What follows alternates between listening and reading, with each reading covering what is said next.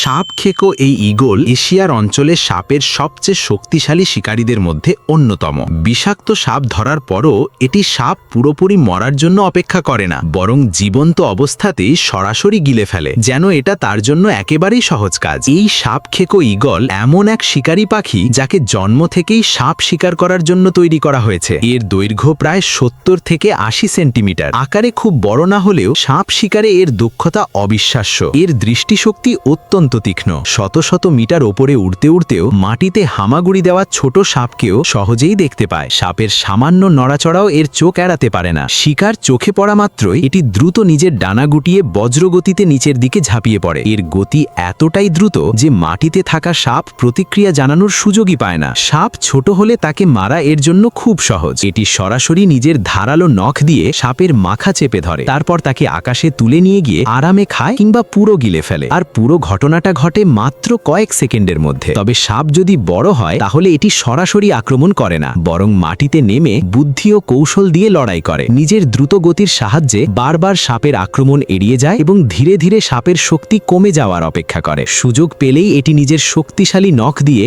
সাপের শরীর শক্ত করে চেপে ধরে এবং ধারালো ঠোঁট দিয়ে সাপের মাথায় আঘাত করে। এর নখ ছোট হলেও অত্যন্ত শক্তিশালী, যা লোহার মতো সাপকে আটকে রাখে, ফলে সাপ আর পালাতে পারে না। সাপ যতই বিষাক্ত কিংবা ভয়ঙ্কর কোবরা হোক না কেন, এই ঈগল সবাইকে শিকার করতে পারে। অনেক প্রজাতির ঈগল সাপের বিষের বিরুদ্ধে আংশিক প্রতিরোধ ক্ষমতা রাখে, তাই কামড় খেলেও সহজে হার মানে না। প্রজনন মরশুমে এরা উঁচু গাছে বিশাল বাসা বানিয়ে ডিম পাড়ে। বাচ্চা বের হবার পর তাদের প্রধান খাবারও হয় সাপ। মা বাবা সাপকে ছোট ছোট টুকরো করে বাচ্চাদের খাওয়ায়, আর সাপ ছোট হলে বাচ্চারাও সেটি পুরো গিলে ফেলতে পারে। এই ঈগল নিজের শক্তিশালী পেশি দিয়ে সাপের নড়াচড়া নিয়ন্ত্রণ করে এবং ধারালো ঠোঁট ও নখের সাহায্যে শিকারকে সম্পূর্ণ অসহায় করে ফেলে। দেখতে দৃশ্যটা যতই ভয়ঙ্কর লাগুক না কেন, এই পাখির জন্য এটি শুধুই একটি সহজ খাবার। এমন আরও রোমাঞ্চকর ও অবিশ্বাস্য ওয়াইল্ড লাইফ ভিডিও দেখতে এখনই চ্যানেলটি সাবস্ক্রাইব করুন।